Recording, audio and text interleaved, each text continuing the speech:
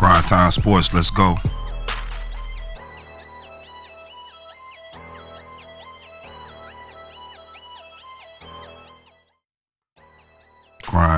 Grind time. Top of the morning, DB. What's good with it? Top of the morning, what's going on, man? Late nights, early mornings, man. Late nights, early mornings, brother. Yes, sir. College hoops last night, DB. Yeah, man. Gotta love them, man. Gotta love them. It went down, man. Yeah, March Madness, man. It's going crazy all of a sudden, man. Gotta take a break a little bit from the NBA for the day. Yeah, we gotta talk about those college hoops from yesterday. Primarily the women's college game. We had a couple of pretty good matchups yesterday. We had Iowa and LSU, and we also had USC versus UCONN. Pretty good ball games, both of them. The Iowa versus LSU, my personal favorite. Did you check them out last night, DB? You see Caitlyn Clark versus Angel Reese? Man, I did, man. I did. It was a hell of a game, man. They was balling out, man. Caitlyn Clark, man, the way she was shooting that ball, man, it was crazy. Angela Reese, man, the way she was doing her thing, grabbing the boards down, getting steals in transition. Yeah, running back. She was killing it. Laying the ball up, everything else, man. She was doing her thing, man. She was looking good out there. Yeah. She just didn't have no help, man. She didn't have no help last night, man. I thought one of the best guards in the country was gonna show up. I don't know, man. Maybe them lights got a little too bright for her last night. Flau'jae Johnson didn't have the games that she's been having all season and through the postseason so far. She didn't help out too much. LSU versus Iowa yesterday. Number 3 LSU, number 1 Iowa. The score 87 LSU, 94 Iowa.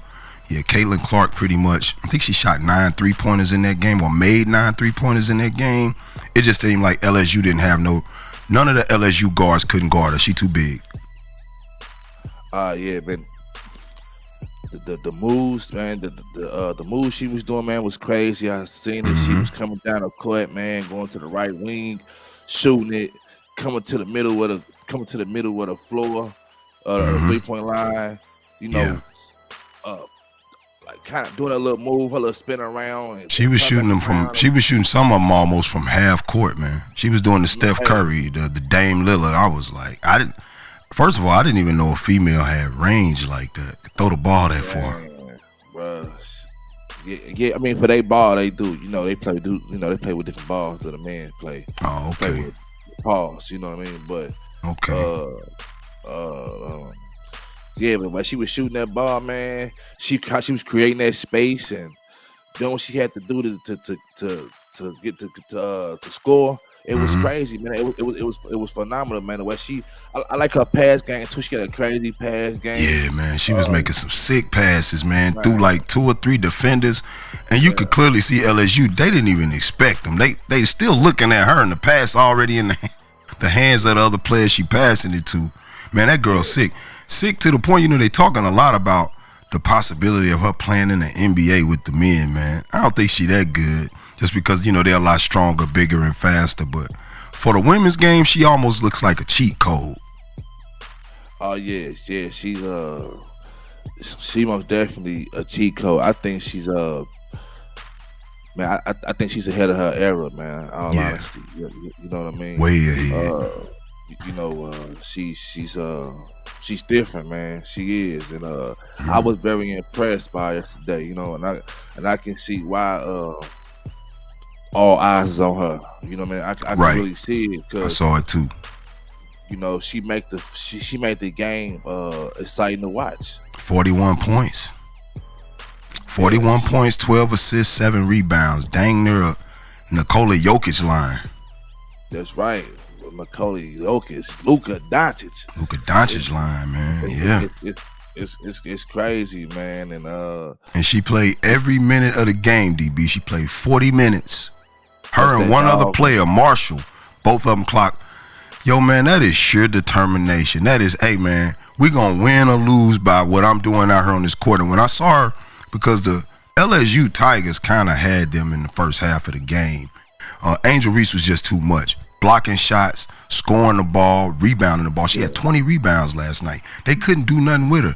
But I just saw something in Caitlyn Clark. It's like she saw that she was about to lose that game, and she said, oh, well, if they're going to criticize me for taking these shots, they're going to criticize me. But we're going to win or lose by what I do on this court. Right, yeah, and she did it, man. She pulled it out. I gotta give it to her. Then Flau'jae Johnson. I seen she was real hesitant last night. Yeah. It's like every time the ball came to her or the ball got to her late.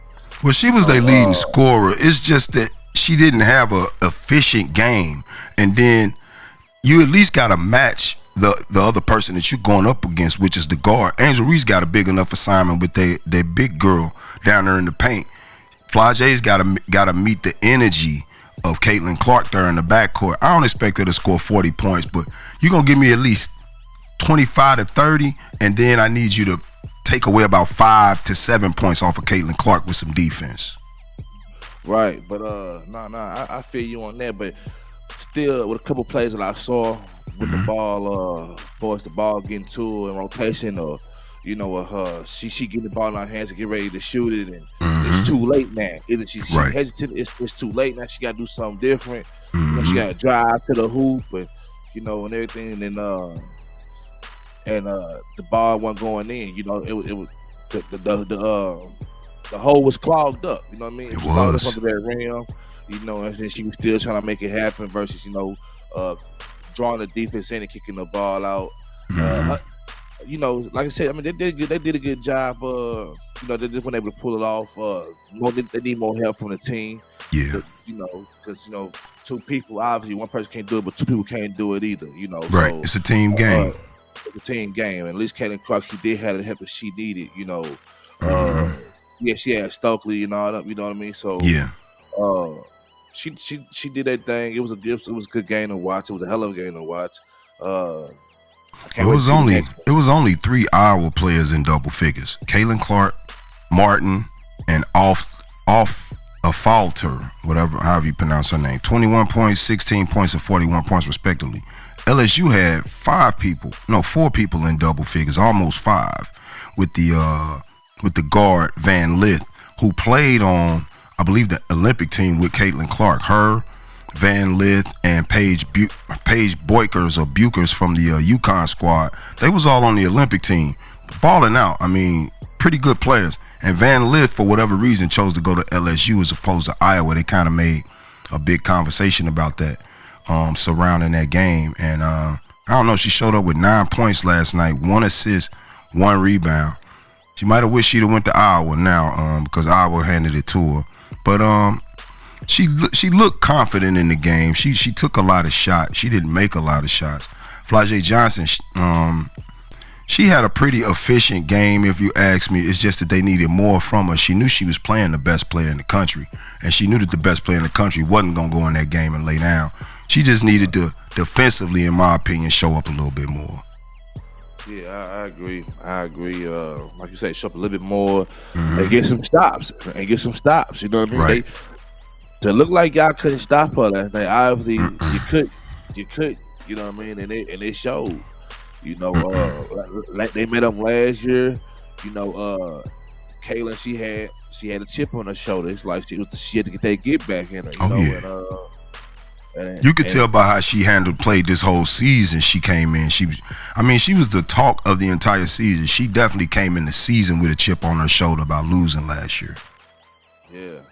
And so, she had to get that get back, and she got it. And right. It's like she might continue to get it. She got that dog in her, man, and I gotta see every game, man. I'm not there to see every game. She a good player, man. Shout out to her. Yeah. I see why Q want to cut that $5 million check.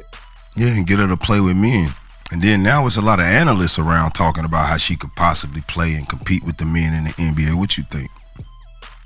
I don't think she could play. I don't think she can play and compete with the men. Not in the NBA.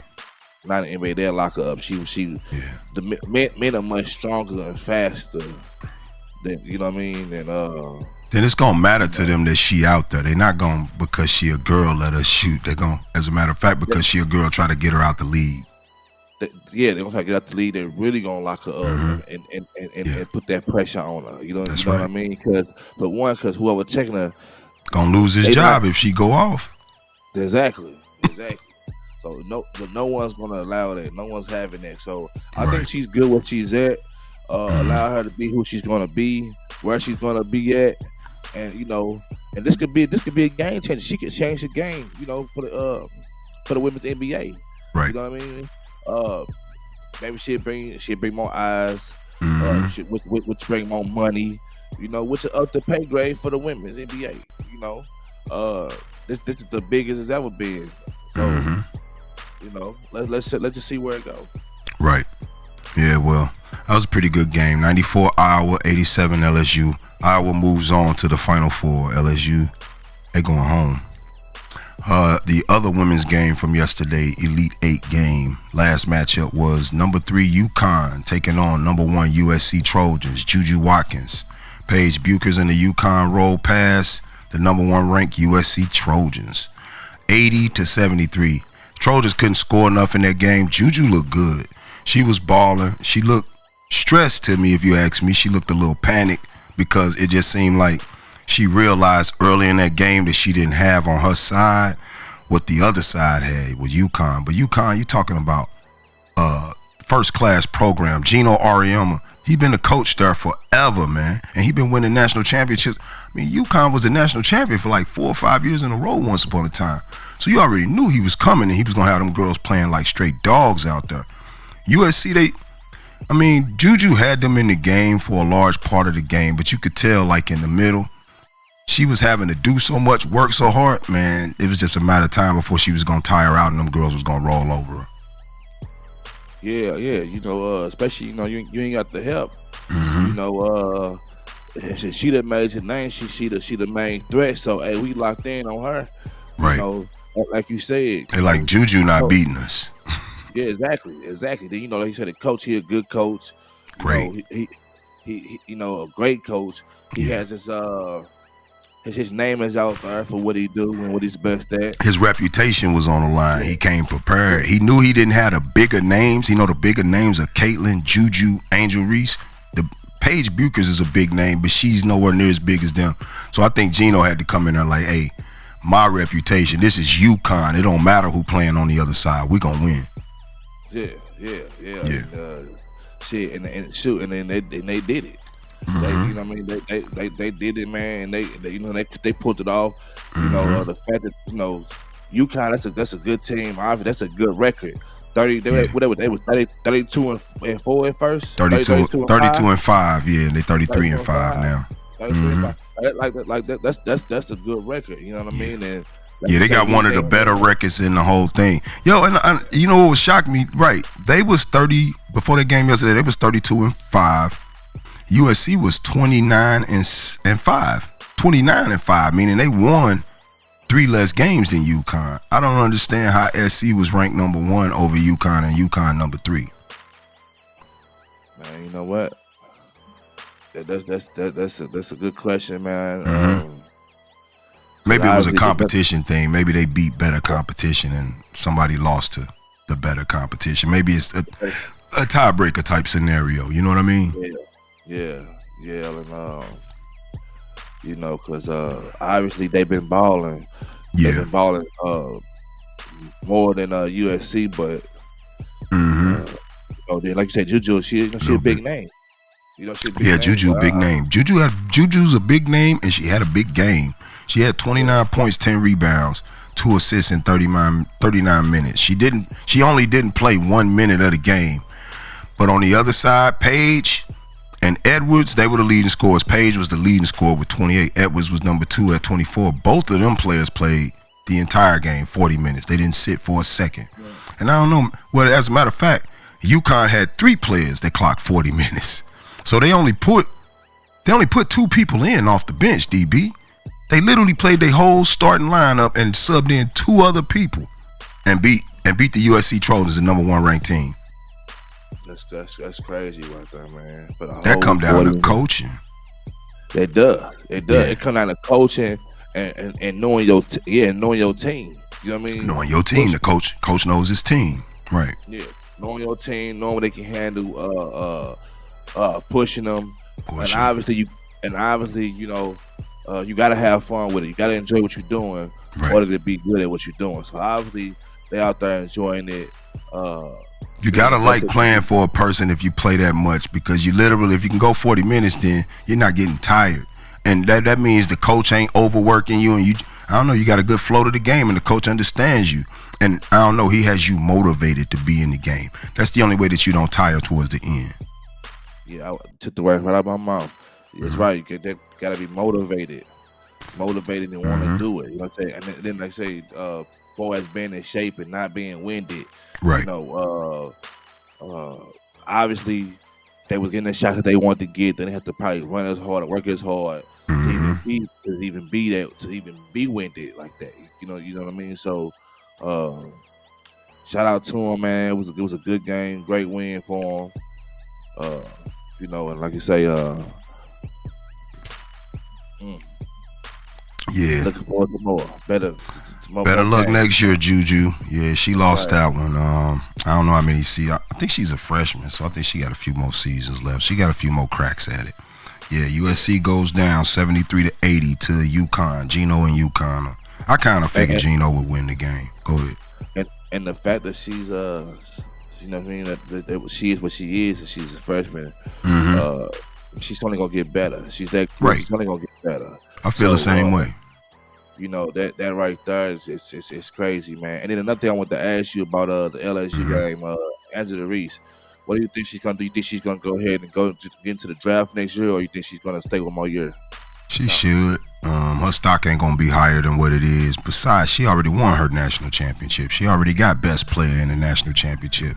What she got to prove? She already know that she probably could play at the highest level. It was more. This season mean more to Caitlyn Clark to me than Angel Reese. Angel Reese done won already. Yeah. She already got hers, you know. So, you know, ain't nothing wrong with doubling up, but I got you. I feel you on it. I feel you. Definitely ain't nothing wrong with doubling up, but ultimately, when they look back on your career, they just like, yeah, you were a national champion. It don't matter that you was a national champion so many times. It's just that you was a national champion once upon a time. Right. Yeah. Right. You stamp. Yeah, you in the club, baby. So yeah, UConn takes that game 80-73 over the Trojans. Now to the NBA, my favorite league. We had a few games last night. Nothing too great. First one that hit my radar was the Suns and the Pelicans. Devin Booker did score 52 points last night in the Suns win over the Pelicans, DB. I know we kind of give the Suns a hard time for everybody not showing up to the party all of the time. But it seemed like they had a good showing last night. Did you see the game? What you think about it? Oh, man. Devin was going off last night, man. I'm talking about driving to the hoop, man. Killing the defense. He was killing Who was checking him? He was checking him, man. I forgot his name, man. Probably CJ McCollum. Murphy. Murphy. Oh, Jones. Murphy the third. Man, he was cooking Murphy, man. It was crazy about shooting the ball out in his face. Doing that Devin Booker stuff. He was doing that Devin Booker fadeaways and everything. So it was nasty, man. Like okay. It was, man. And you know, man, it looked like he was mad about something, man. 52 and 39 minutes on a Monday. Listen, and damn. And 39 minutes, and that's the thing right there. Like, this what we need to see from him, because obviously somebody has to be that dog. Somebody has to take over and lead the game, no matter what, man. Like, you will never win the game being indecisive on who gonna be the one carrying the team and pulling the, you know what I mean, pulling the load. So between him and Durant had 20 points. He was 3 from 11. So obviously, you know, his game wasn't there. You know, Devin Booker shot 50% from the 3-point line. Yeah. You know what I mean? He shot 8 threes out of 16. You know what I mean? 8 from 16. So KD playing more minutes than almost anybody, night in and night out. And then he had these games where he don't score like that. You almost think he out there just to be a decoy sometimes. You know what I mean? Just to stay over by the 3-point line, be a threat, and allow the other 4 guys to, you know what I'm saying, just run their magic. But I don't think that ain't gonna get it though. That decoy, everybody, people see the thing about decoys with birds and all that. They notice that they start to notice that hey, them don't move, them don't work. You know what I'm saying? And they go back to doing what they was doing. You know right. what I'm saying? So yeah, but at the same time, it'd be kind of hard to leave KD. Even if he just standing over there in the corner, it's kind of hard to leave him just over there by himself because you know if he get that ball wide open, he could probably put it in that hole. Yeah, but the thing about KD, man, KD ain't been really making no noise lately. You know, he ain't. KD has not been giving us the numbers that he needs to give us to pull off a game. You know what I mean? It's either they breaking even on the score or somebody coming short and they losing. Right. You know what I mean? So, you know, like I said, yeah, they just don't show up all together like Bill, 13-6, and I like the 9 rebounds, but it's like Booker's scoring percentage is like taking up for Bradley Beal not scoring. So, you know what I'm saying? Like, that's literally what you got here, and the reason that they get a victory is because Booker scores so much, it don't matter that somebody didn't show up. Yeah, you know what I mean? And it's good that he did it. Like I said, he had to take over the game. He had to bring that dog out, take over the game. It has to be that one hierarchy who's going to pull it off. You cannot be conscious of the other player and want to win a game or worried about him scoring. Can't even care about it. No, somebody has to be the aggressor. You know what I mean? So, and that's what he was tonight. He came out with his mind made up. That's what it was. He came out with his mind made up to say, hey, guess what? I don't know what y'all doing tonight, but listen, we not falling to these guys, man. And if I gotta pull the team, put y'all on my back, then let's go ahead. That's let's what it's gonna be. And that's what it's gonna be. And then you know, and then besides, another thing that I noticed about Zion, he dropped 30. You know, I'm surprised, man, because watching him play last night, it seemed like he wasn't getting to the hoop as much as he should have been getting to the hoop. Like, you know, you had Nurkic down there, and it seemed like he just couldn't get to the paint. The paint was always clogged up, and Zion, and Zion couldn't get to it. Even with a 30 piece. I mean, with a 30 piece, it was that was a difficult 30 for him last night. Oh yeah, that was a difficult 30 for him last night. I saw him get it. But it was hard for him to get it. He wasn't going to the hoop at will. He missed half of his shots. He missed half of them, and he got 10 of those 30 from the free throw line. So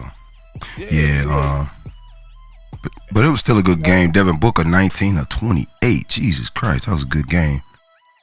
He only took 7 free throws too and scored 52 points. Yeah, it was a good game. You know, Murphy. He had 21 points. You know, he shot. You know, he had his flip 4 threes out of 10 for the 3-point line. I mean, they only could do so much. You know, Jones, he didn't have a good night. You know, he was getting they was handing it to him too. But after they were switched off him of Booker a couple times. But man, you know, I think and then another thing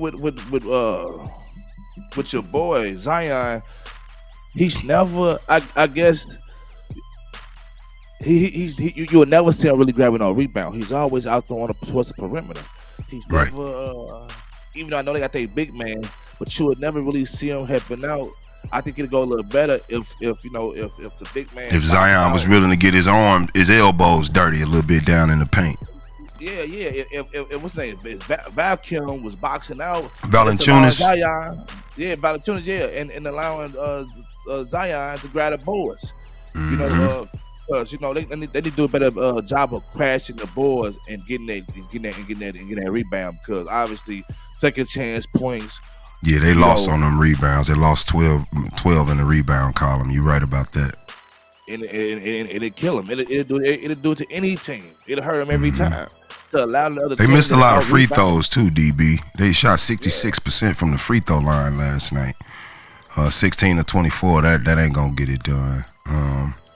3-point percentage. The Pelicans actually won 40% versus 38% for Phoenix, but Phoenix took a lot more 3-pointers. They took 20 more 3-pointers than New Orleans took. So that's the analytical data. Yeah, you're gonna beat teams more just because of that one extra point that gets scored when you make that basket. Exactly. Right, when it's going in, and when you taking that chance and you hot and you know that you hot, and you say you gonna win, and that's what they did. Yep. They pulled it off, and Devin Booker, he was sensational out there last night. You know what I mean? Mm-hmm. Yeah, he was, man. Devin Booker was sensational. Yeah, so the Phoenix Suns do get another win, keep themselves in the play-in for now, 124-111 to the New Orleans Pelicans.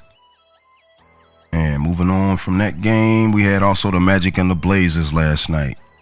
The Banchero, I actually watched a little bit of that game, the highlights. Banchero, they only won by 1 point, but it was Banchero and another player, Wagner. Wagner and Banchero combined for about 35 points to lead the Magic to that victory over the Blazers, dropping the Blazers to 19-56. The Magic at 44-31, man. I think the Magic is sneaky, nice little team right in there in the middle of the Eastern Conference that can upset somebody. Yeah, they got a better record than the Lakers. That's right. You know what I'm saying? They got a better record than the Lakers, but yeah. they ain't gonna go as far as the Lakers. No, they're not better than the Lakers. The Lakers is in the West. The West is all heavyweights. It's some lightweights over there in the East. It is, man. And Aiden had 20 points, 20 and 12. He the franchise, man. He wasn't the high scorer. Banton off the bench had 26, 5 and 5. But yeah, Aiden had that 23 and 12. Then they had 18, 5 and 9 from Walk. Man, some people with some pretty good games in Portland last night. You got to play a little bit of defense, I guess. Yeah, most definitely. Got to stop somebody from scoring for a change. Yeah, win games. It does. Yeah, that game ain't really a whole lot to talk about. 104-103 to the Magic over the Portland Trail Blazers. We also had the Celtics and the Hornets, the best team in the NBA. Jaylen Brown sits out last night as the Celtics top the Charlotte Hornets, who ain't really doing much of anything this year. It's 118-104. Jason Tatum led the team in scoring with 25 points, followed by Porzingis with 20-19 from Derek White. Yeah, man, that's that juggernaut Boston Celtics squad, man. They had 59 wins, one more win away from 60. My favorite team in the East going into the playoffs, even though I know the East is a little bit on the soft side. There are some areas of concern with the Celtics. But to end up with 60 wins, I feel pretty good about their position going into the playoffs because they'll go in there at least with, in my opinion, more confidence than anybody. Yeah, they gonna go in there with some confidence. Maybe. They might go in there with the bubble guts. Who knows? You know what I'm saying? The next closest team in the NBA is 9 wins behind them, though. Listen, they better be worried about them Hawks. They better hope they don't see them Hawks again. The Hawks better hope they can make it to the first round. That's what they. I you know what? I think they got it. They won last night. They did. You know what I mean? So they better hope that they ain't gotta see the Hawks. They better hope that somebody knock the Hawks out. I agree with you on that because the Hawks got something with the Celtics. They got something. Don't get me wrong. I don't know how sustainable it is because they have to ride DeJounte Murray so hard just to beat him. It's just a matter of time for that boy knock on wood, come down on his ankle or something. But, you know, especially when you're handling the ball that much. But still, yeah, they do have a little bit of area of concern about the Hawks. I agree with you. Yeah, you know, and I think they worried about them. I think they scared. You think they hoping the Hawks don't get in that first round? I think they hoping the Hawks don't get in that first round. Man, I can't see Jason Tatum scared of DeJounte Murray, bro. Hey, listen, what are you talking about? JT is with the home team. Mm-hmm. You know, shout out JT from St. Louis, man. Yes, sir. He won eyes. You know what I mean? But hey, you ain't gotta be scared to lose, man. For sure. Courage. Courage and it's good to have courage going into a battle, man. But But it don't mean you won't meet defeat, right? That's right. Hey, Giants fall all the time, baby. You know what I'm saying? So I just think that the Hawks got their number. I think the Hawks love to see them come out. That's what I think. I would like to see it just because it's a David and Goliath match. It's a little bitty team that shouldn't even be there versus a giant. That's always good to see because you kind of have that in you to want to root for that underdog, especially when you know the underdog got as much confidence as DeJounte Murray. So do you think this is going to be like a new rival thing for them, man? Do you think it's like a new history rivals? No, in order to be a rival, you gotta make some noise. You gotta make it to the finals or something. You gotta do something. You gotta see me in the conference finals or something. Nah, it's more of a rivalry with Miami than it is with and that's this year than it is with Atlanta because Miami knocked them out the playoffs last year. Yeah, but that's the thing though. If they make it into that 10th spot and they see them boys, hey, you know. Will they get to the finals? Will they get to see the finals? Will Hawks knock them out that spot? I don't know, but I just don't think the Boston gonna be scared of our house, and we don't expect y'all to do nothing, and y'all really show up and beat us at the end of the game in these close games. Man, Jason Tatum, them not that worried. Baldhead. Yeah, I'm not buying that. Okay. And right now they 2-0 to them. You can't say that you're not worried about them. I'm not worried about you. If you beat me 2 times already, for when that's definitely in their mind. Yeah, we was up 30 points, and you came back, and you beat us. Yeah. Now 2-0. Let's say this was the 7-game stretch. Now we beat y'all twice at our home. We gotta go to y'all's. We gotta go to Boston. But it's not the 7-game stretch, the playoffs. I think because they feel different about it. We can't say that though. They should feel different about this. It's the regular season. It's 82 of these, DB. The game is the game. Yeah, but the thing of it is, it's to keep going. It's to keep going and knock the next player, not the next team out. We can't underestimate the last team, or I'm saying the team that ain't, you know what I mean, that ain't got a better record than us because they have a less, because their record is not better than ours. We have to get them out the box. You know what I mean? And like you say, now they beating us. We just started something because now guess what? Their confidence is up, and they might start a winning streak. To where it might get them to somewhere we don't want them to be at, and now we gotta worry about them too. On top of everybody else, we gotta worry about. You know what I mean? So now, once they spin the block, they spent the block on them, and what happened? They beat them again. Yeah, but it's in the regular season. These wins ain't holding a lot of weight. So come back again, spin a block on them again. If that was happening. And let's just see what happens. Well, they got to spin the block out of the play-in first before they can see the seeds. The seeds number 1. They don't got no play-in games. Hey, right. Right. But you know, if they get that 10 spot, 8 spot, and they see them, they in trouble. They might be. Well, the Celtics beat up on the Hornets yesterday. They didn't let the Hornets do what the Hawks did. 118-104 for Boston, baby. Jason Tatum. I think Tatum them gonna get it. I don't know about you. And then we also had the Nets and the Pacers last night. The Pacers win that game 133-111. Halliburton dropped 27. I've been kind of waiting on a game like this from Tyrese Halliburton, man. Since he came off his injuries, he haven't been looking like himself, like the Pacers that went into the that played in the in-season tournament against LeBron and almost won that game. He had 27 points, I believe like 10 assists or something like that yesterday. He had a ball game, man. How you think the Pacers might fare in that Eastern Conference? Do you think they have a chance or no? I think he got a chance. I do. Like you say, he had long as he continue to play at this, then I see Siakam giving this help. You know, you got Turner doing this thing, pitching in and helping out and everything, and the team kind of coming behind them and complimenting what they doing. I think they got a great chance of having a way in that Right. in that East over there. You know what I mean? Yeah. He had 13 assists. You know what I mean? So obviously that lets us know right there that He distributed that ball. yeah. The ball was moving and then they was scoring. You know what I mean? He shot 4 for 7 for the 3-point line. Mm-hmm. You know, so that was a good game for him. You know what I mean? So they got a lot of balanced scoring last night.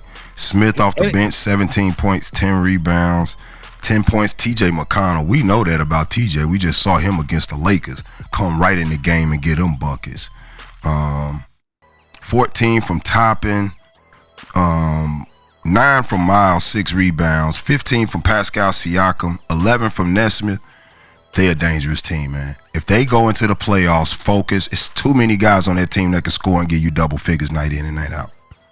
Yeah, I mean, and not only that, what I was gonna say was, Halliburton only played 27 minutes that game. Right.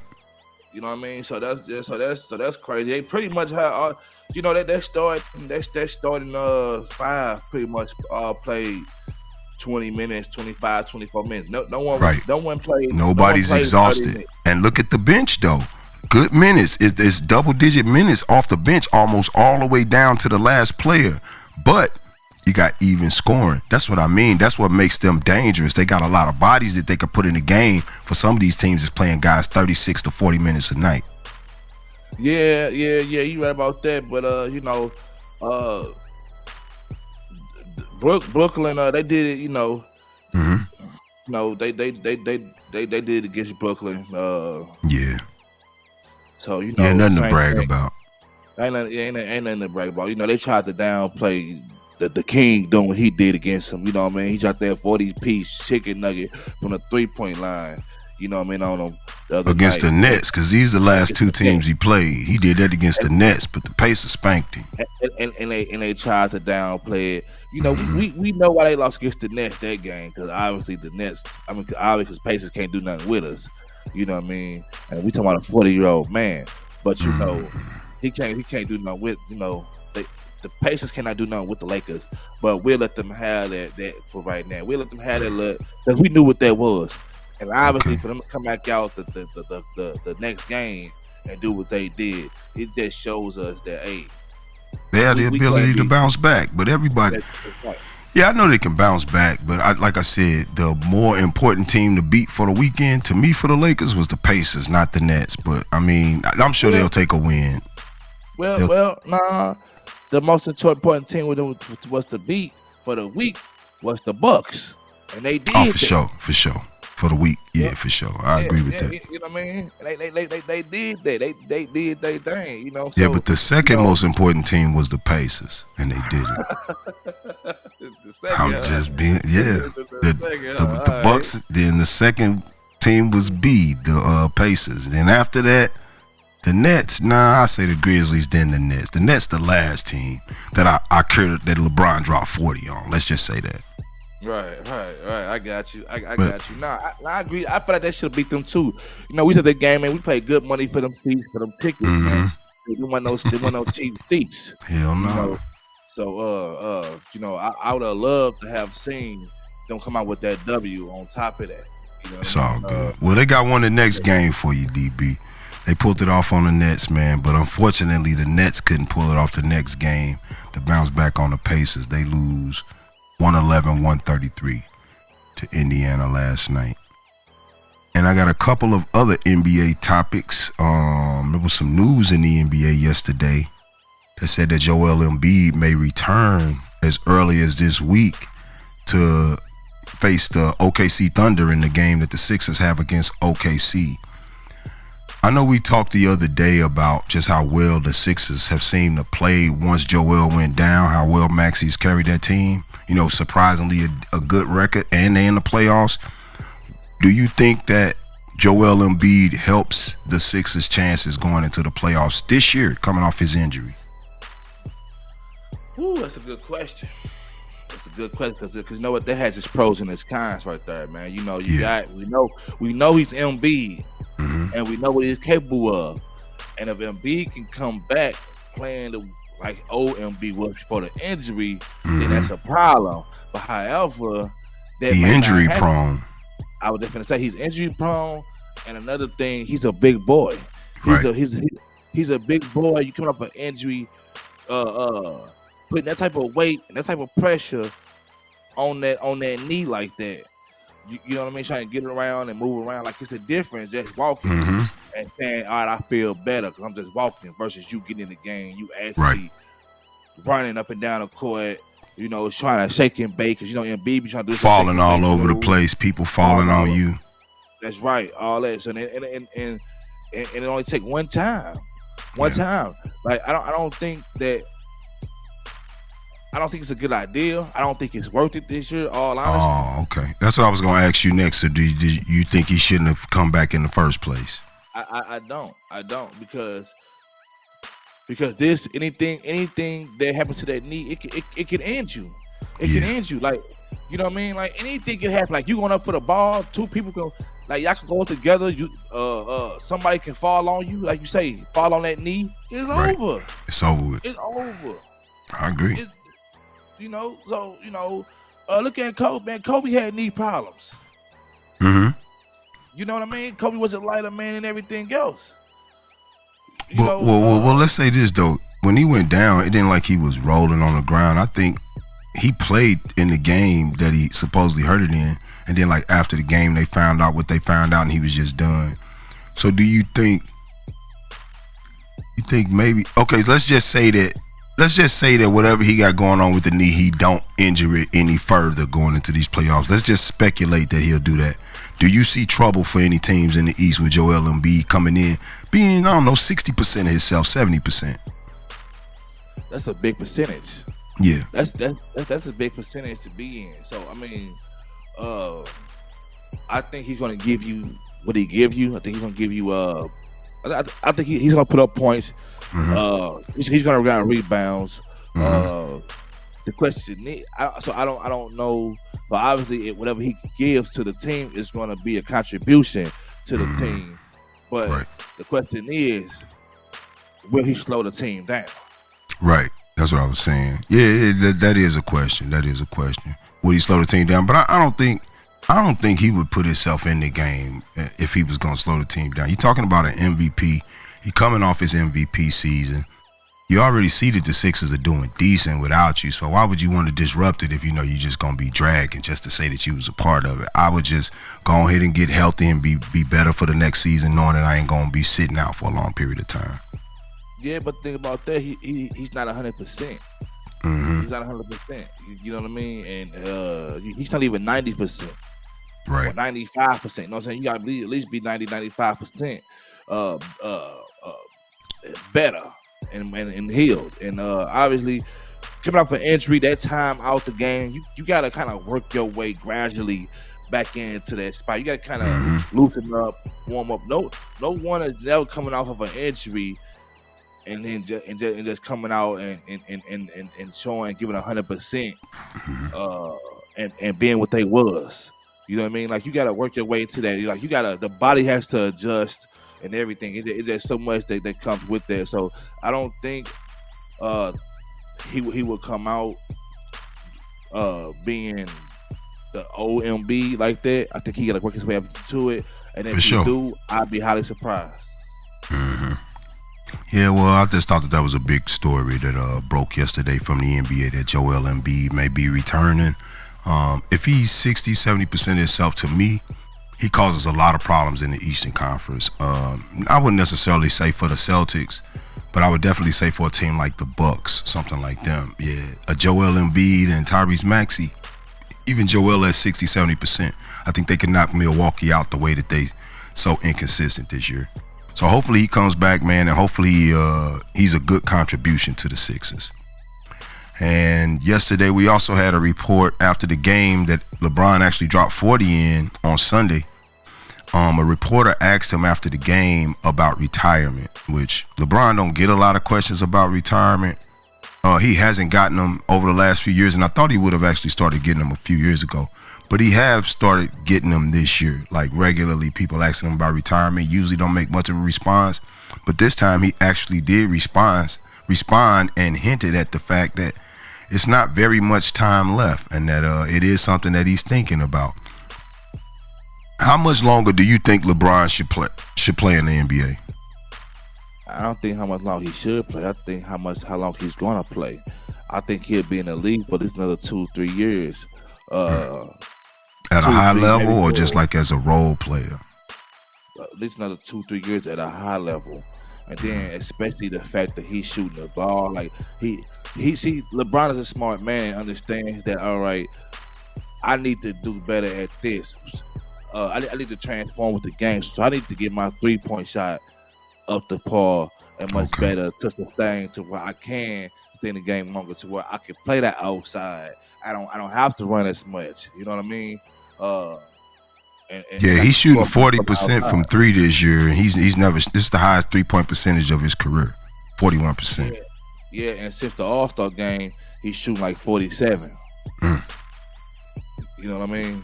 So, man, he's the smartest man to ever play the game, man. IQ is different, so we know he's gonna adjust, he's gonna adapt to whatever for longevity. Obviously, look at the longevity right now. You know what I mean? So I think personally that he's like you said, he's gonna be playing at an all-time high still for another 3 years. You know what I mean? And then that's a long time, man. You're talking about a 43-year-old man now. Hey, man, 43-year-old NBA player, bro, as fast as these dudes are. Anything is possible. Hey, at this point, speed don't matter. We know that. We see this. Look, you know what I mean? Look at Luka. Look at Giannis. Look at Joker. You know, so I mean, even if he turned his speed down and he played at the pace that they play, he's still gonna be deadly. He's still gonna give you what he's gonna give you at the end of the night. You know what I mean? So, the thing about it, if you for LeBron to perfect his shot from the 3-point line, it's gonna be crazy, man. It's crazy, and it's when he does decide to drive, because he still can drive in, it's still gonna be back. Who's stopping him? Right. You know what I mean? You're gonna foul out, or you're gonna move up. You're gonna move out the way. One of the two. So, like I said, I give him another 2-3 years of scoring at an all-time high, and then I give him, if he continue to go from there, I think he'll score like 20 points a game, 15 to 20 points a game, and still give you the assist. And he might go down there and he might play the big man, and and give you some rebounds and still pull the defense and out blocks. To the blocks. So, Yeah, you might be right, man. But yeah, it actually shocked me that he responded the way that he did, and actually gave him a he basically opened it up for them to continue to ask him. If you ask me, if I was him, I would continue to ignore it. Yeah, because I mean, and he should, but that's LeBron, so he Brian's a good guy. So I guess he didn't want to be rude. He didn't want to answer people questions. He just came out with a 40-point game. You asked me a silly question. Go ask Jordan that. Why don't I ask Jordan that when he was playing? Right. They should have asked Jordan that. Nobody asked Jordan. Don't ask me. Don't ask LeBron. Right. You know what I mean? But of course, Jordan, he went where LeBron was at this time, at this point in time in his career. Yeah, he wasn't even in the league at this point in time. At this point in time, he was trying to own the club. My point exactly. Yeah. My point exactly. So you know what I'm saying? So, hey, shout out to Brian, man, and and leave Brian alone, man. Let him be great. Let him do what he gonna do, because he gonna do it till he can't do it no more. Right. I know that's right. Well, that is it for our topics for today. Grindtime podcast on this Tuesday morning. You can catch me in DB Monday through Friday, normally 7 a.m. Central Standard Time. We are the Grindtime podcast. We appreciate you for joining us today. I'm Baldhead, this DB. We out of here, y'all. Peace.